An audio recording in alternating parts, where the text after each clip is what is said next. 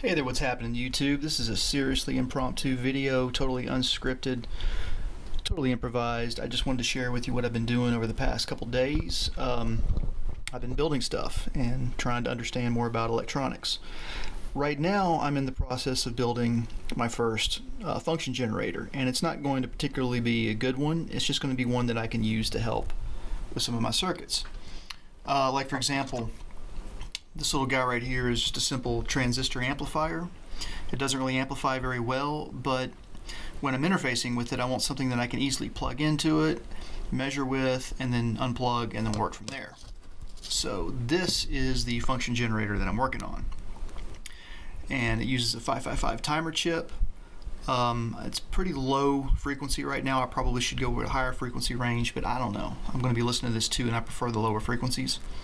And this is not going to be my first function generator anyways. I'm just building this one just to have the experience of having built one, so that when I build the next one, hopefully any issues that I run into I'll have solved and know what I'm facing when I get to that one. And for what it's worth, this is the second function generator that I'm going to be building, but I haven't even begun to really work around this one. This one uses and I always forget the name of this thing, the XR2206. I have a hard time remembering that model number. The XR2206, you probably have seen a lot of YouTube videos talking about it. It's a kit that you can buy. Hang on a second, and it uses a PCB that looks exactly like this. And if you notice, this is completely blank. I actually built this thing, and then I completely desoldered all of the parts off of it.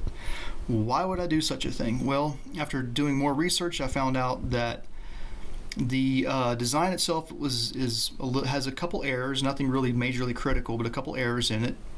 And it uses a clone chip, which is not a problem for me, but it wasn't very good. And after I found out about these, it also uses a lot of wrong component values that are just not correct. I think, for example, instead of picking 3 different kinds, they just picked one kind to save on cost. And the end result is not so great, not for a function generator at least. But the chip works just fine. The design isn't necessarily wrong. It can just be done better, so I'm going to build another one. But that's for later. And in the process, this also gave me experience desoldering, which I have found to be invaluable. So this has been a great little kit. I do not recommend buying this kit unless you want to do what I did, build it. See for yourself that it doesn't really work all that great. Take it completely apart and then try to rebuild it on your own. So back to this guy. I started out on the breadboard. We got a 555 chip, a couple potentiometers, which are kind of wonky. This one goes across 6, 7, and 8. This one goes across 7 and 2. And I'm coming out. I'm gonna have a square. I'm going to have a sort of a triangle and a pretty crappy looking sine wave. It's really, really wimpy. And I could use a transistor to bump this up, but no, the point of this is to have it so I can use it to amplify and test working with op amps and other amplification procedures. I'll tell you what, if you don't mind me putting the camera down, I can possibly go ahead and hook this thing up. I've got this wonderful oscilloscope. Actually, this thing is really nice. If you are not comfortable soldering, I would say do not buy the kit, just buy the whole thing assembled. It's like $25, less than $25. If you buy the kit, it's like $20. So if you want the experience soldering, it was really fun to put together. I had a great time making this kit. It's definitely not a beginner's kit though, just to be warned, so you might be better off just buying it assembled. But this thing is really cool.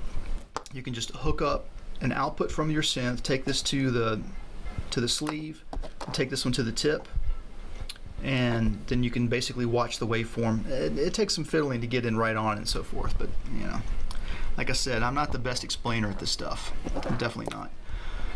Okay, so let's try not to blow anything up. I'm going to go ahead and plug this guy in. I'm not going to hear anything, of course. Got to set the camera down for a second. I'm going to put the battery into the DSO.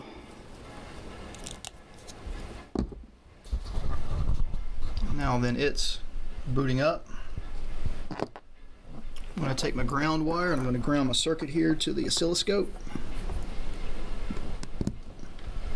And then here I've got a bunch of different I've got 6 different outputs, but I'm only going to use 3. I'm running across a 0.1 nanofarad capacitor to basically, I don't even know how to say this, and I don't expect you to even understand what I'm talking about, but basically I'm removing the AC bias out of this thing. And no, I'm sorry, I'm removing the DC bias out of this thing. So over here you see I've got a square wave coming out of this guy.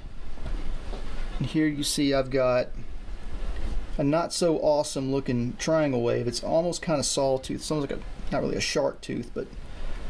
And then finally, I've got my sine wave. So I got this to where I want it. It's close enough. I don't need this to be precise, just slightly accurate. Remove this guy. So the next step is to now actually put this onto a PCB so that I can have it around, hook up a battery to it and hook things into it. And my idea is to use these round female pinholes so that I can hook my jumper wires directly from the breadboard into the circuit. I don't recommend these if you're using square pegs, but these are really good for these little jumper wires. Okay, moving on.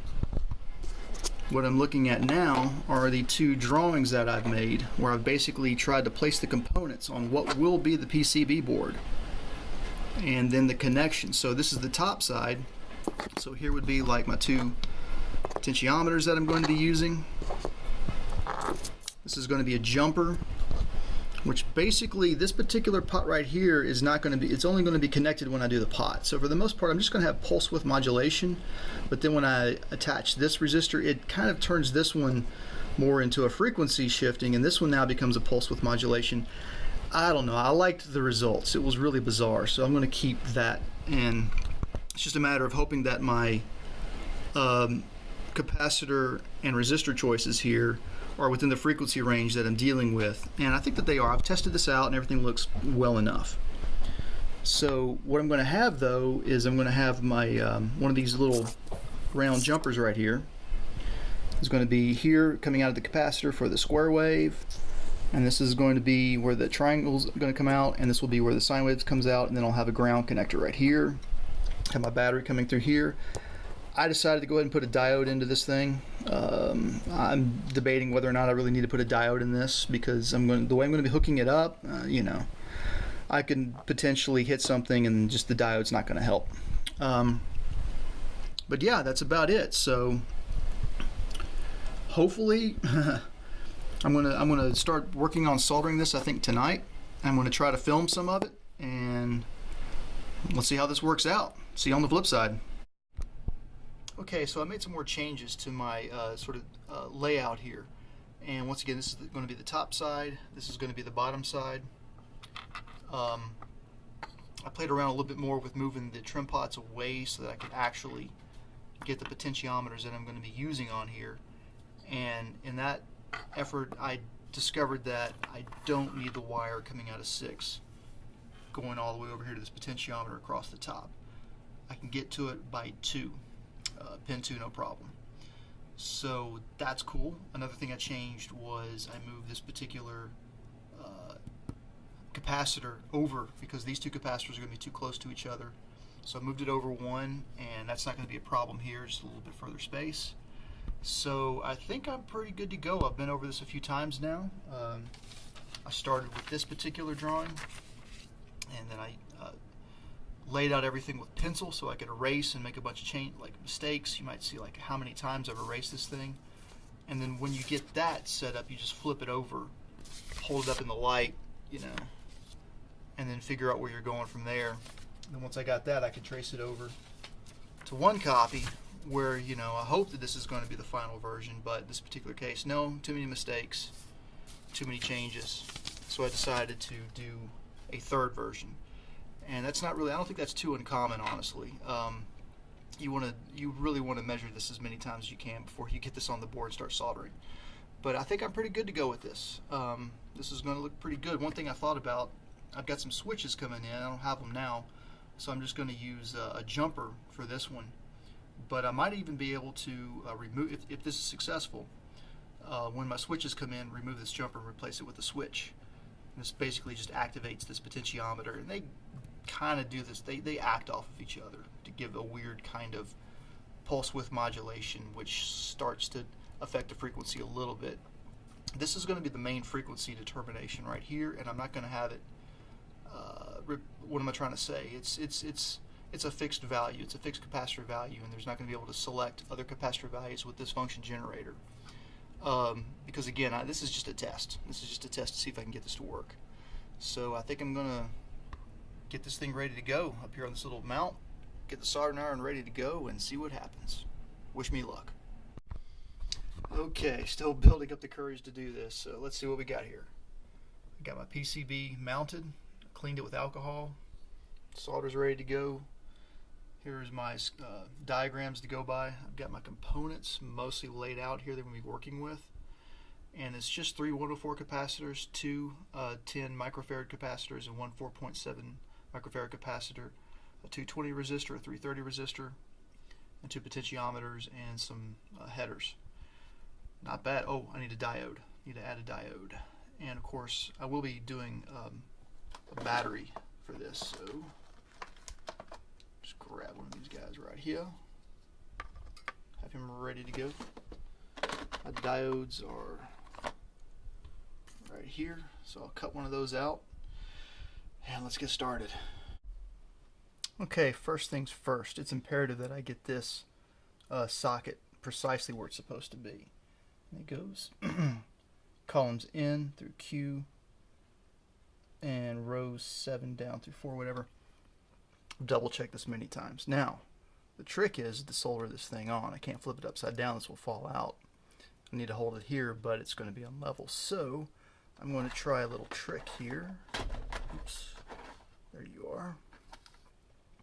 And I'm just going to use one of these, maybe, help level it out. Ooh, I'm seriously bent. Ouch. I got these for mega cheap though.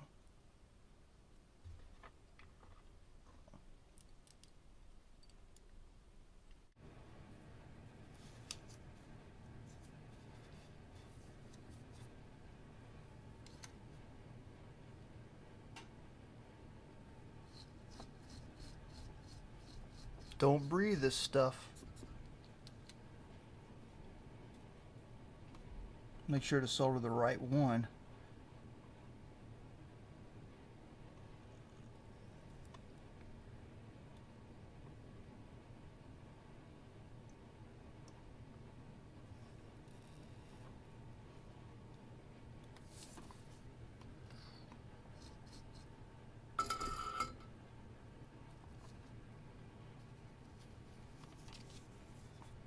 Okay.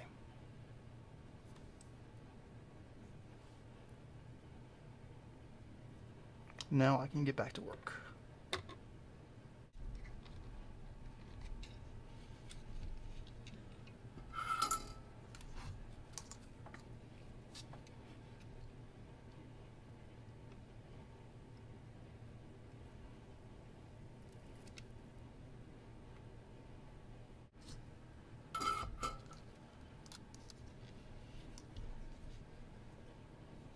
Okay.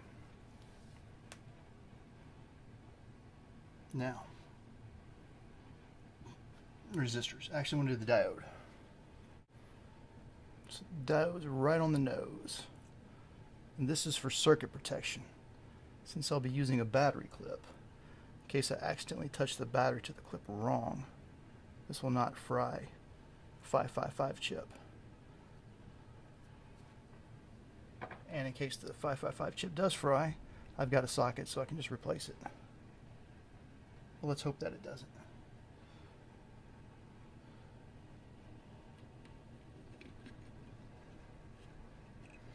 You know, I don't know why I thought that that was 2, but it's not, it's 3, and that's fine. It's not going to mess up my design really any. That is an alteration though. Okay, now, this is where things get interesting. Because you don't just clip your leads when you're doing this. not like when you're working with an actual design PCB board. Now I'm looking here, but I'm not. I need to flip this around. Here we go. So I can actually use these leads now.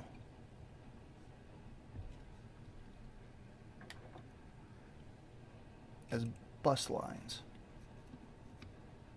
Well, not bus lines.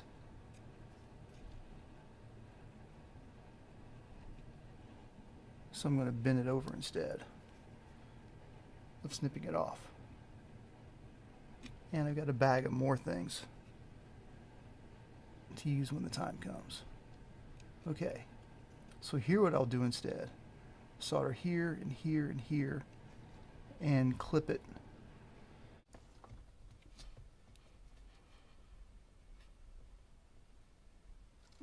I should turn this thing around. That's one thing I like about this holder.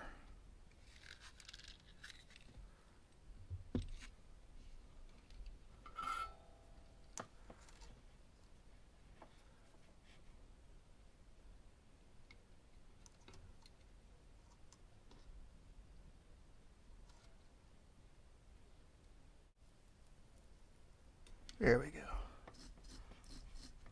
Wasn't taking it first. A lot of flux came out of that one. I'm not too worried about it. Okay. Now, this is the top. So I gotta cut it off here, but this one I can go ahead and I'm just gonna wait before I solder that one.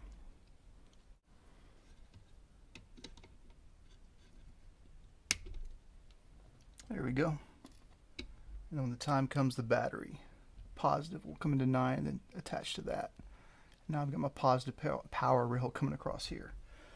Okay. So this is where it's kind of interesting because you don't, ooh, look at that nasty blob. I mean, maybe take care of that real quick. That was a test pump to make sure that I can do it. Be real careful though.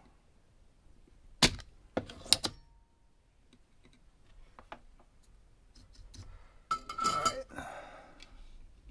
Yeah, we're okay. So, you know what? I don't even need to worry about the resistors right now. What I do need to worry about though is this 4.7 capacitor. It is strictly necessary to get an oscillating circuit. And it goes in the M row. And that's its positive, and then now its negatives at the top. And it comes out right over here. So I can take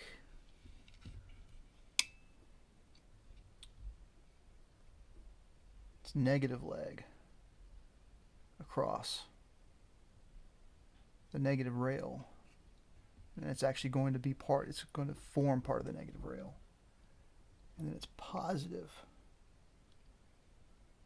Comes down here to pin 2.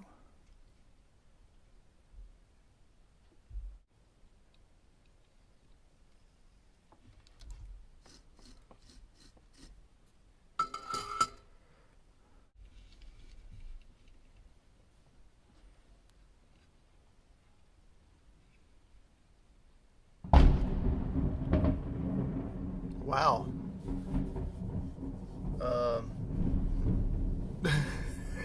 Dang. Glad I got that on microphone or something. Holy crap. That scared the bejesus out of me. Okay. So here's where the battery comes in. I'll need more wire to come across there. That worked out really well though. This is what's important about not cutting these leads when you're doing whatever this stuff is called. Whatever. It's not point to point, but or maybe it is point to point. Anyways, okay. And another reason why I'm terrible at doing this, number one, this is the second one I've ever done of this, and number two, I really take my time. I really take my time. So, but I do need this capacitor. We're going across here. What I need next is I need this potentiometer put in place so that I can start wiring to it. And it is the 102. Here we have B102, so I'm going to go ahead and try to snip these legs. And this is not the best tool to do this with. I need something better. I think I got something out in the garage I could use, honestly, but I think I'm just going to go with this for now. Ah, gotcha. Okay, so this one lines up with pin 2. Now, how am I going to solder this in? This is going to be tricky.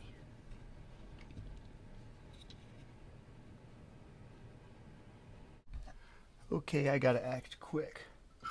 Rule number 1, never use masking tape.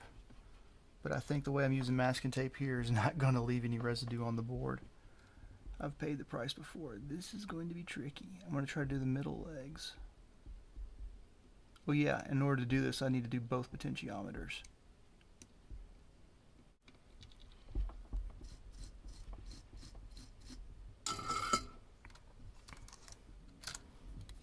Oh, I hope I didn't screw that up.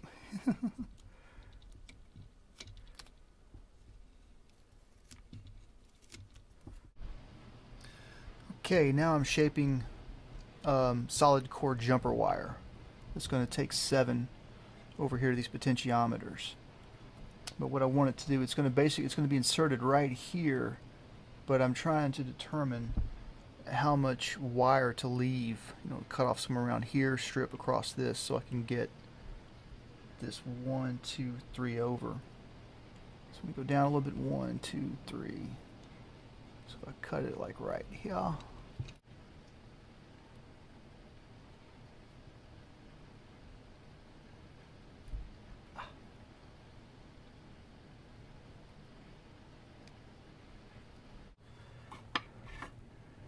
Right, I got 7 taken care of.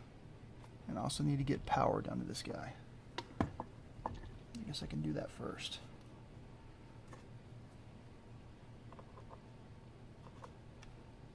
This part's very difficult.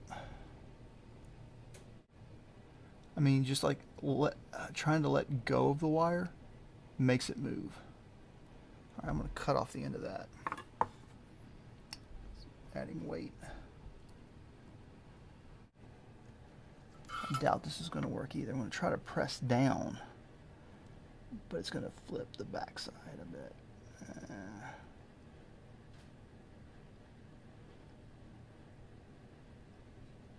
I think I got it. Alright. Alright, I got 2 across there. Wasn't too bad. I just soldered this point first. It's really close though between the middle pin and this pin, which is like 2 and 7, but I mean, it looks like there's a bridge, but there's not, and I don't think that the flux is going to cause any conductivity enough to really matter, but we'll see. Alright, I just about got that portion of it. I am worried about one spot right here where I kind of messed up that wire, and I tried to fix it just now 3 times, and I can't really get this wire out of the way apart from just removing this one and this one, which the reason why... it's tempting. So the problem is that it's kind of, the wire coming out of 2 is almost touching that eyelet. So when I come across with a capacitor to 3, that's going to be real close. A little too close for comfort. So we shall see. But at this point I should be able to fire up some power and get something. Okay, I decided to go ahead and add the other jumper because I wanted to make sure that I wasn't going to have a connection between what's coming out of 3 and 2 right here, and I'm feeling pretty good about it. Tell you what though, this is 3 coming out of here. It's going to need to touch a resistor. Resistor will come across here. I'll do all that kind of stuff. I'm very tempted to go ahead and to wire in the battery pack and just, be a lot easier to test it that way than trying to clip some leads. The only thing I don't have is the ground coming all the way across. Alrighty, I think I decided I'm going to go ahead and try to wire up the output of pin 3 to make it easier for me to test. I feel pretty slightly confident so far that everything's okay. So what's it going to hurt to sacrifice another capacitor in one of these new pin headers that I got, or whatever they're called. Alright, let's see if I can do this. You're going to stay. It looks like you're going to stay.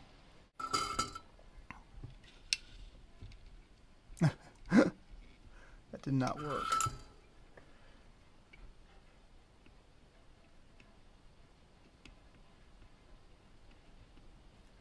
What the?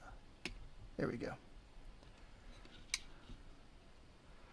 That was not the best way to get that in there, but I'll be able to just hook a pin right into that thing. Boom. And then test away.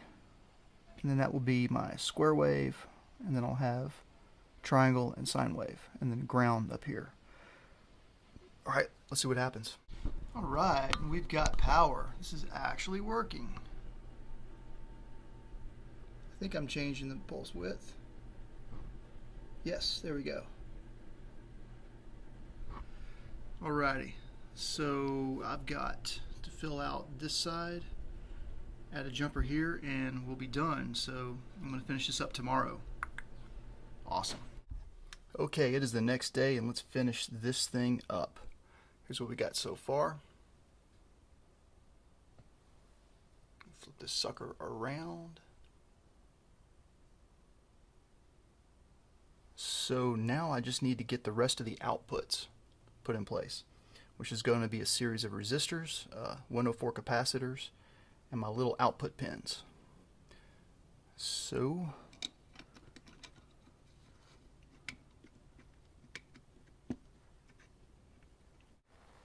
let's get this Wally Popper a Brighton.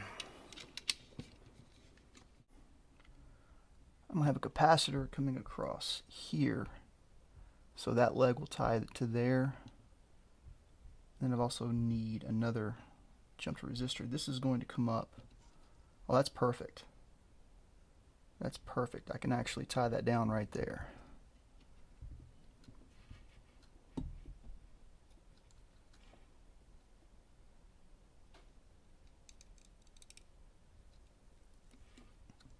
Also noticed this capacitor a little more. There we go.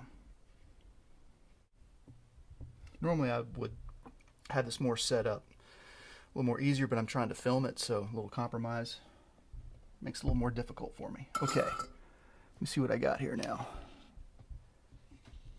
That was a bit more solder than I needed on that, but I'm not worried about it. We could actually kind of touch it and get it to drop down a little bit. There we go.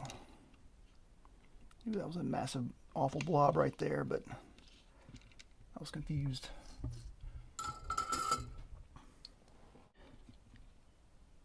They're hard to get in there.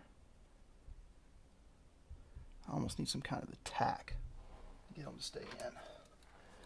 So I'm going to try to spread the legs out a bit and then pull them in with the wire. Excuse me, with the needle nose plier.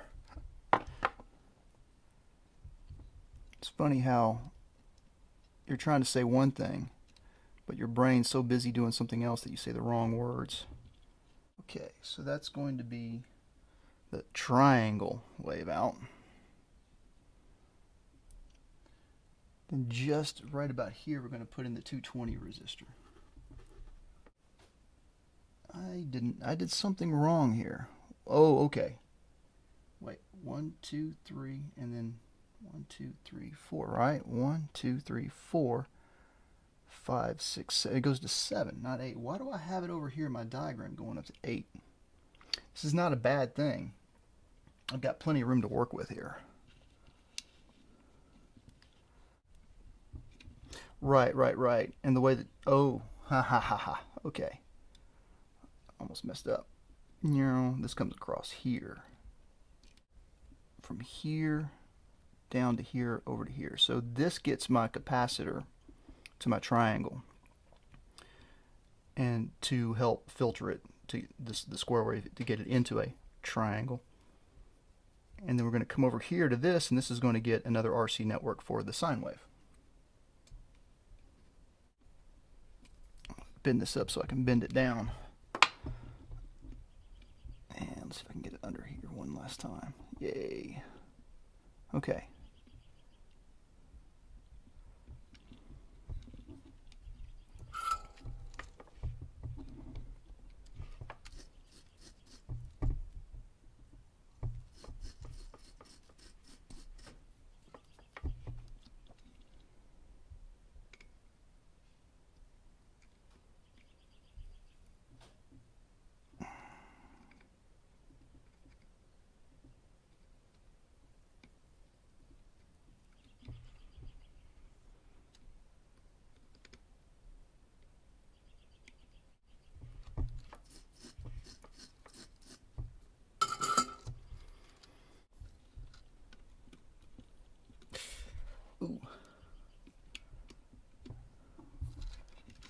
It's not bad, but it didn't go down.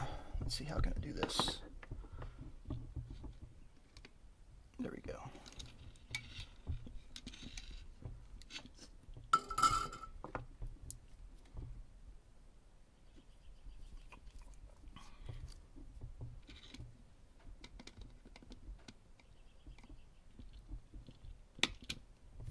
So from here, now all I need to do is just put in the rest of my header pins.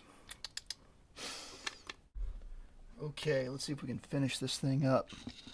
Just kind of went back over, removed this wire across here, made sure that there's not going to be a bridge here. And now it's, like I said, just need to add my little header pins in here. So I've got 1, 2, 3, 4 of these guys to head, or these gals, I should say. And you know, these are going to be kind of tricky to get in.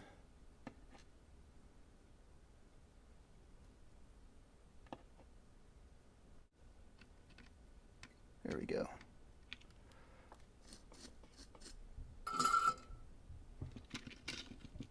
Ah.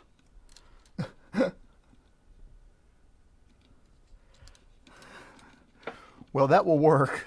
I'm talking quality. Let me see if I can. There we go. Ta-da. Like I said, these are going to be tricky to get in. Not bad, not bad. That one I would have liked to have been flush with the socket holder, but I'm not going to stress that one. And then I'll get a little bridge here later, but let's get the rest of these in first. And before I do that, I'm going to go ahead and clip this wire so I don't forget. All right, one more. This one is for ground. I actually thought about putting 2 ground pins in, and that way I could have output grounded into one, like the oscilloscope, but then have something else provide the CV in. I don't know why I would want to do that, but if I wanted to do that, I would need another ground pin. I mean, I could just piggyback off the one that I have too, but it would be a little safer, but kind of messed up. If I was going to do that, I should have pulled out a 2-pinner instead. You know what? I might do that. I might just do that anyways. Why not? It's not going to hurt anything. Let's try that.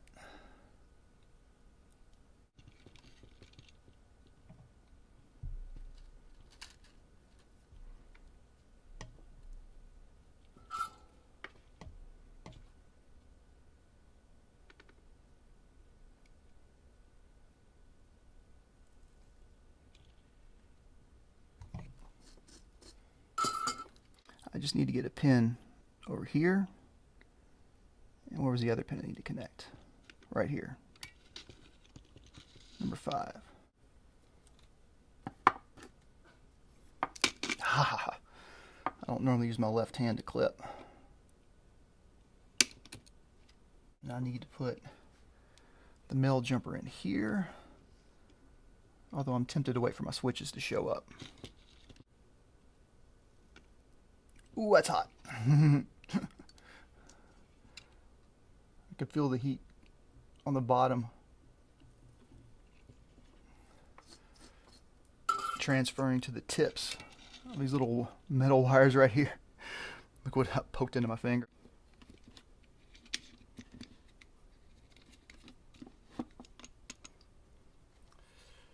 Here's what we got. I'm going to go over here to the board and test it. Make sure that everything's working properly. Wish me luck. And I'm happy to report that the circuit is working. Here's the square wave output. Here's the triangle wave. And I'm going to increase the resolution. It's got a bit of a curve to it, but I can live with that. And then here is the sine wave. Not bad, it's a little curvy too. But as you can see, I have 3 outputs that I can work with. I have a jumper to play with the frequency more and the pulse width modulation. Nothing precise or accurate. This is just something that I wanted to build to do it so that now I can focus on the actual function generator that I want to build. It's going to be a bit more precise, and I can use it for my measurements. But I hope this makes sense. If you have any questions, feel free to link below. I'm not going to show a schematic for this. What I will say instead is go buy this book. This book is invaluable. It's like $15, and it's just invaluable. So if you want a circuit, here's where I got the circuit. It's from this book, and I got this idea to do it this way from Learning Electronics. I'm going to link to his channel in the description, so go check him out. Awesome explanations on electronics. Alright, let's get back to making some music. See y'all later.